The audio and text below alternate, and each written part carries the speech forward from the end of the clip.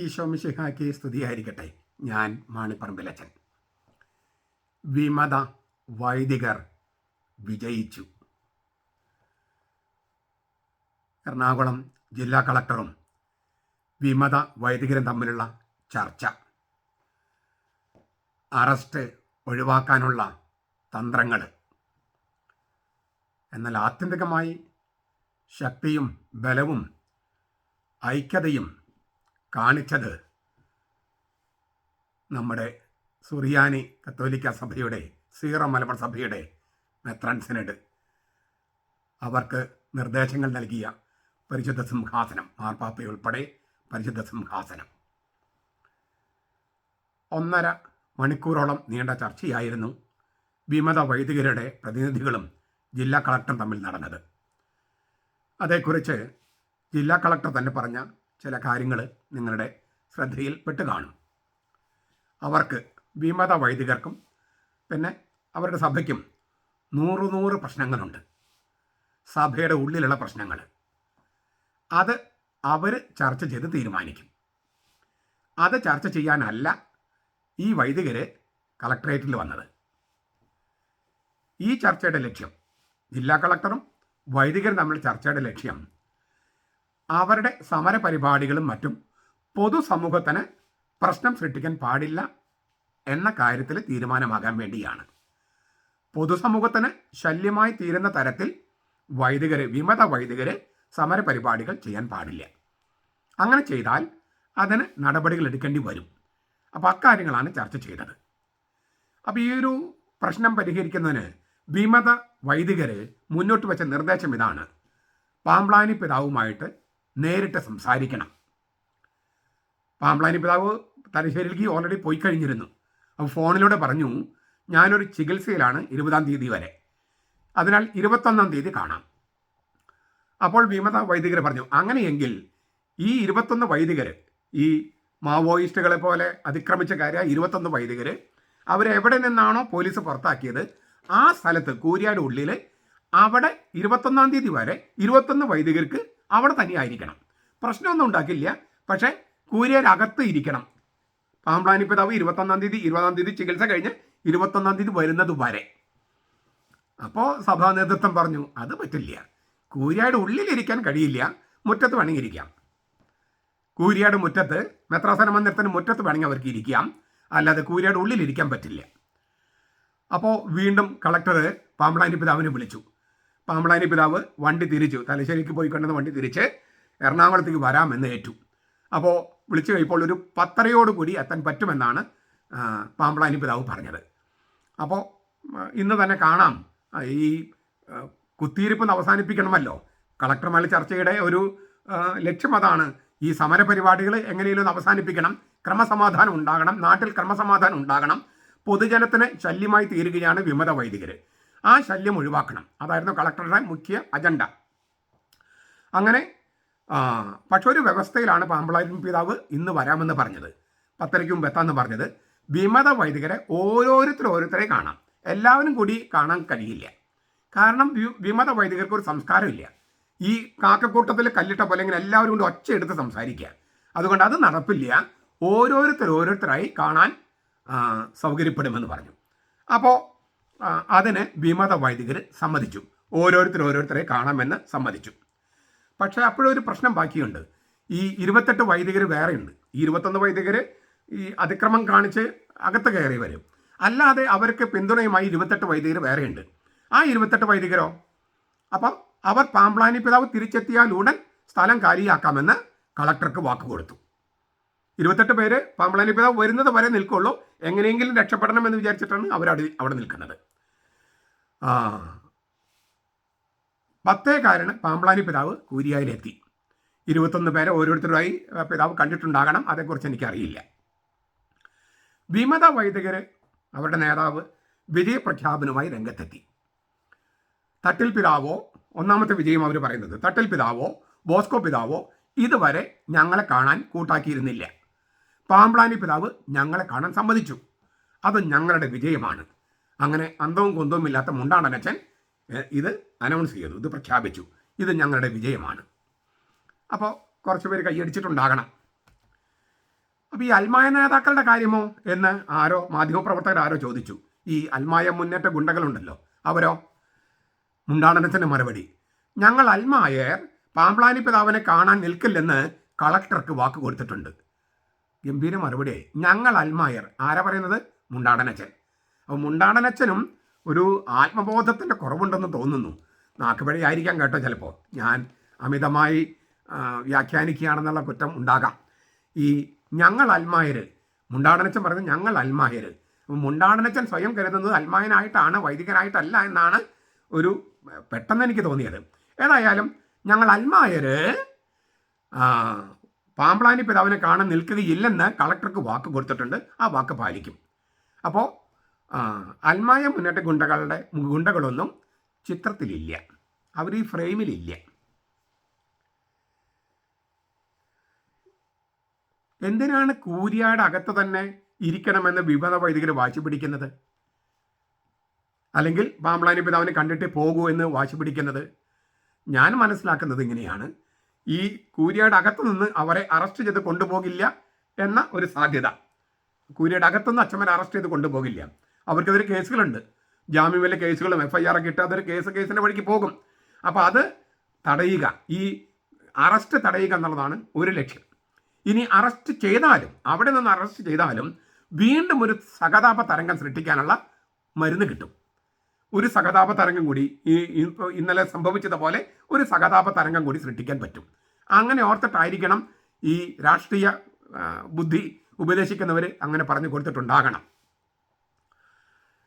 ഞാൻ നിഷ്പക്ഷമായി നോക്കുകയാണെങ്കിൽ എനിക്ക് തോന്നുന്നു ഒരു നിലയ്ക്ക് വിമത വൈദികരുടെ വിജയം തന്നെയാണിത്. ഞാൻ പല ആംഗിളിൽ നിന്ന്, പല പരിപ്രേക്ഷ്യത്തിൽ നിന്ന്, വീക്ഷണകോണിൽ നിന്ന് നോക്കുകയാണ്. വിമത വൈദികരുടെ വിജയമാണ് ഒരു നിലയ്ക്ക്.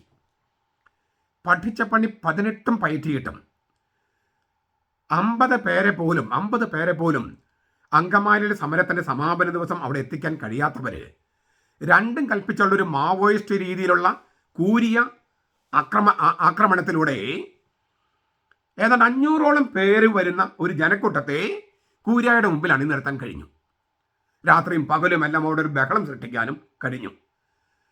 ഏകൻ ന്യൂസിൻ്റെ ഗണിതശാസ്ത്രജ്ഞൻ്റെ കണക്കനുസരിച്ച് ജനസമുദ്രം ഒഴുകി എത്തുന്നതാണ്. നിങ്ങൾ ഏകൻ ന്യൂസിൻ്റെ ചാനൽ നോക്കിക്കോ. ഞാൻ പരിഹസിക്കുന്നതല്ല, അവരിങ്ങനെ ജനം ഒഴുകുകയാണ് എന്നാണ് പറഞ്ഞത്. അവിടെ നിൽക്കാൻ പറ്റുന്ന സ്ഥലവും അതിൻ്റെ എല്ലാം വെച്ച് നോക്കിയാൽ ഏകദേശം ഒരു 500ഓളം പേര് ഉണ്ടായിരുന്നു. ആ 500ഓളം പേര് എങ്ങനെയാണ് കൊണ്ടുവന്നതെന്ന് ഞാൻ ഇന്നലത്തെ വീഡിയോയിൽ പറഞ്ഞിട്ടുണ്ട്. ആരാണ് വന്നതെന്നും എങ്ങനെയാണ് കൊണ്ടുവന്നതെന്നൊക്കെ ഞാൻ ഇന്നലെ പറഞ്ഞിട്ടുണ്ട്. എങ്കിലും അതൊരു വിജയം തന്നെ. 50 പേരെ പോലും അങ്കമാലിയിൽ സമരത്തിന് എത്തിക്കാൻ പറ്റാത്തവർ ഒരു 500ഓളം പേര്, അതും ബഹളം വെച്ചും പ്രകടനമായിട്ടും ഒരു എന്താ പറയുക, അങ്ങനെ ഒരു ഹൈപ്പ് ഉണ്ടാക്കുന്നതിൽ വിമത വൈദികർ വിജയിച്ചു. ഗംഭീരം. രായച്ചൻ്റെ ഒടിയാത്ത കയ്യിലുള്ള കൂറ്റൻ പ്ലാസ്റ്ററും കീറിപ്പറഞ്ഞ ലോഹയും ഭിക്ഷക്കാരൻ്റെ ലുക്കും മറ്റും പ്രചരിപ്പിച്ച് കുറച്ച് വൈദികരെയും അവർക്ക് ദാസ്യപ്പണി ചെയ്യുന്ന കുറച്ച് കന്യാസ്ത്രീകളെയും പള്ളിയിലും സ്ഥാപനത്തിലും സേവനമനുഷ്ഠിക്കുന്ന കുറേ അൽമായരെയും പിന്നെ സ്ഥിരം ശിങ്കടികളെയും കൂരിയായുടെ മുമ്പിലേക്ക് ആനയിക്കാൻ വിമത വൈദ്യർ കഴിഞ്ഞു. അവരുടെ രാഷ്ട്രീയ ബുദ്ധിയെ അഭിനന്ദിച്ചു തന്നെ പറ്റൂ. അതാണ് ഒന്നാമത്തെ വിജയം ഞാൻ പറയുന്നത്, വിമത വൈദികരുടെ. രണ്ടാമത്തത്, വളരെ ഗംഭീരമായ ഒരു വിജയം വിമത വൈദികർ നേടിക്കഴിഞ്ഞു. ഇതിനേക്കാൾ മോശമായി കത്തോലിക്ക സഭയിലെ വൈദിക ഗണത്തെ നാറ്റിക്കാൻ ആർക്കും കഴിയില്ല. വിമത വൈദികരെ ഈ മത്സരത്തിൽ വിജയിക്കാൻ ആർക്കും കഴിയില്ല. കത്തോലിക്ക സഭയിലെ വൈദികരെ മൊത്തം നാറ്റിച്ചു.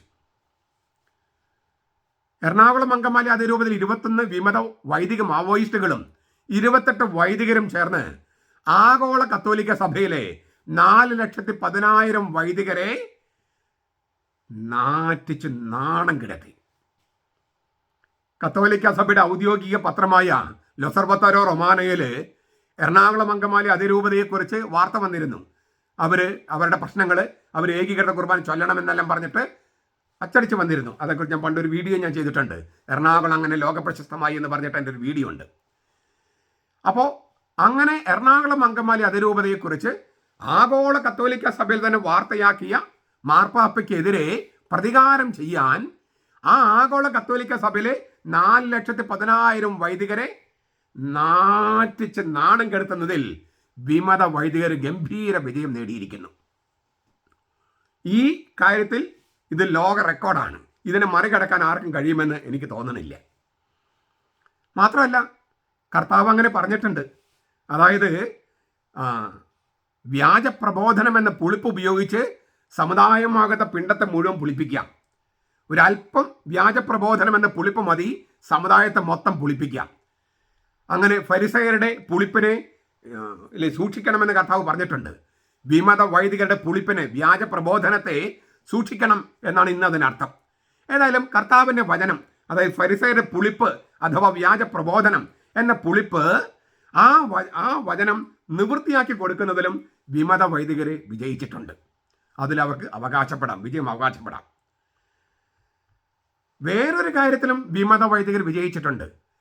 പള്ളിയിൽ വെച്ച് തീരേണ്ട ഒരു പ്രശ്നത്തെ, സഭയിൽ വെച്ച് തീരേണ്ട ഒരു പ്രശ്നത്തെ തെരുവിലെ പ്രശ്നമായിട്ട് മാറ്റി. പിന്നെ ലിറ്റർജി എന്ന ആരാധനക്രമ വിഷയത്തെ, ദേശരാഷ്ട്രത്തെ ക്രമസമാധാന പ്രശ്നമാക്കി മാറ്റി. അതിലൊരു വിജയം വരിച്ചിട്ടുണ്ട്. നമുക്കവരെ അഭിനന്ദിക്കുക തന്നെ വേണം. നാലാമതൊരു കാര്യത്തിലും അവർ വിജയം വരിച്ചിട്ടുണ്ട്. പരമപരിശുദ്ധ കൂദാശ എന്നാണ് കത്തോലിക്കര് വിശുദ്ധ കുർബാനയെ വിളിക്കുന്നത്. അത് തെരുവിലോ പള്ളിമുറ്റത്തോ തോന്നുമ്പടി ചെയ്യാവുന്ന വെറുമൊരു ആചാരം മാത്രമായി വിമതര് അധപതിപ്പിച്ചിരിക്കുന്നു. അതിലവർ വിജയിച്ചു.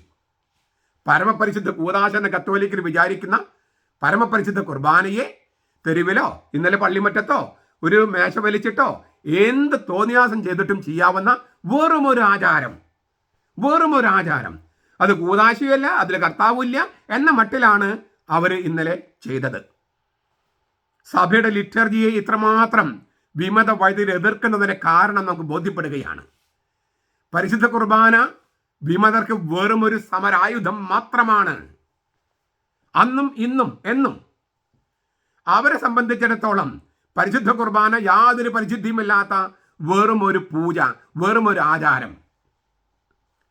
അതുകൊണ്ടാണ് ഭഗവത്ഗീത എന്ന് വായിക്കണം, ഖുറാനിൽ നിന്ന് വായിക്കണം, ശ്രീനാരായണ ഗുരുവിന്റെ ഭാഗവതത്തിൽ വായിക്കണം എന്നെല്ലാം അവരിപ്പോഴും പറഞ്ഞുകൊണ്ടിരിക്കുന്നത്. ഈ വിമത വൈദികരെക്കാൾ എത്രയോ ഭേദമാണ് പെന്തക്കോസ്ത പാസ്റ്റർമാരുടെയും ദൈവസഭാ പാസ്റ്റർമാരുടെയും ഈ ജ്യൂസും ബണ്ണൊക്കെ ആശീർവദിക്കുന്ന രീതി. അവർ കുറച്ചെങ്കിലും ബഹുമാനം കാണിക്കും അതിനോട്. അത്ര പോലും ബഹുമാനമില്ലാതെ പരമപരിശുദ്ധ കുർബാനയെ ഇതുപോലെ വെറും ഒരു ആചാരമാക്കി ലോകത്തിന് മുമ്പിൽ കർത്താവിനെ ആക്ഷേപിച്ച് പരിഹസിച്ച് നാണം കെടുത്തുന്നതിൽ വിമത വൈദികർ വിജയിച്ച് നിൽക്കുന്നു. അവരുടെ നേതാവ് പിശാചന് അവർക്ക് സ്തുതി പാടാവുന്നതാണ്.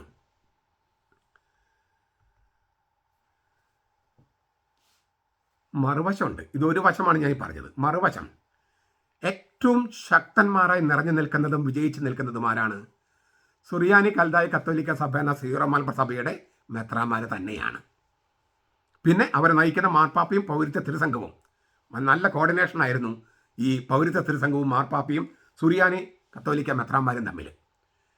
എറണാകുളം അങ്കമാലി അതിരൂപതയിൽ ഏകീകൃത കുർബാന നടപ്പിലാക്കാനുള്ള ഉത്തരവാദിത്വം റാഫേൽ തട്ടിൽ പിതാവിനെയും പാംപ്ലാനി പിതാവിനെയും ഭരമേൽപ്പിച്ചിരിക്കുന്നു മെത്രാന്മാരുടെ സിനഡ്.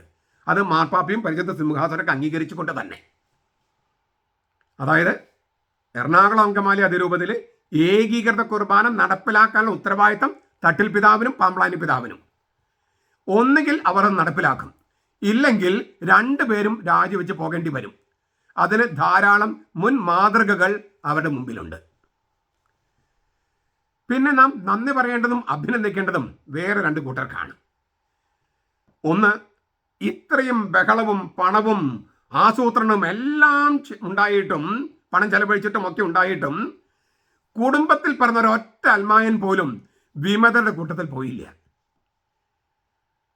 അവർ ഈ വിമത വൈദ്യർ ആഹ്വാനം ചെയ്ത സമരത്തിലോ അക്രമത്തിലോ ഒരു അൽമായനും, കുടുംബത്തിൽ പറഞ്ഞ ഒരു അൽമായനും പങ്കെടുത്തില്ല.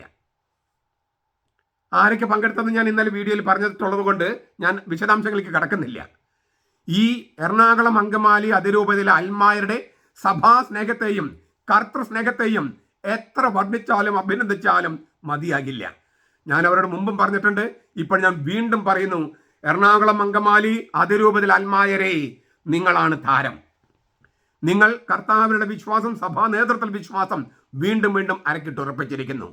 നിങ്ങൾ കടന്നു പോകുന്ന വലിയ സഹനങ്ങൾക്കിടയിലും എത്ര സഹിക്കേണ്ടി വന്നാലും സഭയെ ഒറ്റക്കൊടുക്കില്ല, കർത്താവിനെ ഒറ്റക്കൊടുക്കില്ല എന്ന നിങ്ങളുടെ തീരുമാനം ഗംഭീരം തന്നെ. പിന്നെ നമ്മളൊന്ന് ഊഹിച്ചു നോക്കിയാൽ ഈ 21 വൈദികരുടെ മാവോയിസ്റ്റ് രീതികൾ, അവരെ സപ്പോർട്ട് ചെയ്തുകൊണ്ട് കുറേ തെമ്മാടിക്കൂട്ടങ്ങൾ, ഇങ്ങനെയൊക്കെ ഈ കൂരിയാട് ചുറ്റും കൂരിയാട് ഉള്ളിലൊക്കെ നടക്കുമ്പോഴും അതിനുള്ളിൽ 3 അച്ഛന്മാർ, ജോഷി പുതുവച്ചനും പാലക്കപ്പിള്ളി അച്ഛനും സണ്ണി അച്ഛനും, അവരെത്ര സംയമനത്തോടെ ശാന്തതയോടെ ഇതെല്ലാം നേരിടുന്നു. എന്തൊരു അവസ്ഥയായിരുന്നു അവിടെ. സഭയുടെ കാര്യങ്ങൾ നടപ്പിലാക്കാൻ, സഭയേൽപ്പിച്ച ഉത്തരവാദിത്തം നിറവേറ്റാൻ ഇത്ര ചങ്കുറപ്പോടെ ഉറച്ചുന്ന കൂരി അംഗങ്ങളെ ആരും പതറിപ്പോകുമായിരുന്ന സാഹചര്യത്തിൽ പോലും സംയമനം വിടാതെ, ശാന്തത വിടാതെ, ബുദ്ധിയും ബോധവും വിടാതെ ഇത്ര ഗംഭീരമായി ചങ്കുറപ്പോടെ നേരിട്ട കൂരി അംഗങ്ങള്, അവരെ എത്ര എത്ര എത്ര അഭിനന്ദിച്ചാലും മതിയാകില്ല.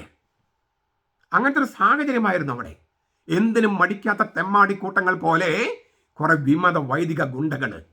ഇതുവരെ അൽമായ മുന്നേറ്റ ഗുണ്ടകളെ നമ്മൾ പറഞ്ഞിരുന്നേ, ഇപ്പോൾ ഇത് വിമത മാവോയിസ്റ്റ് ഗുണ്ടകൾ, വിമത വൈദിക മാവോയിസ്റ്റ് ഗുണ്ടകളെ പോലെ. എത്ര അതിക്രമമാണ് അവർ കാണിച്ചത്, എന്തൊരു അതിക്രമമാണ് കാണിച്ചത്. അവർക്ക് ഒരു FIR ഇട്ട് കേസ് എടുത്തിരിക്കുകയല്ലേ. 5 വിഭാഗങ്ങളിലെ കേസ് എന്നാണ് ഞാൻ മനസ്സിലാക്കുന്നത്. അങ്ങനെയുള്ള സാഹചര്യം സൃഷ്ടിച്ച ആ സന്ദർഭത്തിൽ ഇവരെ വാതിലെല്ലാം ഇടിക്കുകയും തെറി പറയുകയും തുണിപ്പൊക്കി കാണിക്കുകയും, അങ്ങനെ ലോകത്തുള്ള ഏറ്റവും വൃത്തികെട്ട പരിപാടികളൊക്കെ ഈ വിമത വൈദികർ ചെയ്തിട്ടും സമയം വിടാതെ, ശാന്തത കൈവിടാതെ അത് ചങ്കുറപ്പോടെ നേരിട്ട 3 വൈദികര്, അവരെക്കുറിച്ചോർത്ത് സഭ അഭിനന്ദിക്കുന്നു. ചരിത്രത്തിൽ അവരുടെ പേരുകൾ തങ്കലിപികളിൽ കൊത്തിവെക്കുമെന്ന് ഞാൻ പ്രവചിക്കുന്നു. ഈ നിലയ്ക്ക് അവർ മുന്നോട്ട് പോവുകയാണെങ്കിൽ ഏകീകൃത കുർബാന എറണാകുളം അങ്കമാലി അതിൽ നടപ്പാവുകയും ചെയ്യും. ഇവരുടെ പേരുകൾ തങ്കലിപികളിൽ സഭാ ചരിത്രത്തിൽ കൊത്തിവെക്കുകയും ചെയ്യും. അങ്ങനെ സംഭവിക്കട്ടെ. നമ്മുടെ കർത്താവ് ഈശോ മിശിഹായുടെ കൃപയും പിതാവായ ദൈവത്തിന്റെ സ്നേഹവും പരിശുദ്ധാത്മാവിന്റെ സഹവാസവും നാം എല്ലാവരോടും കൂടി ഉണ്ടായിരിക്കട്ടെ, ഇപ്പോഴും എപ്പോഴും എന്നേക്കും. ആമേൻ.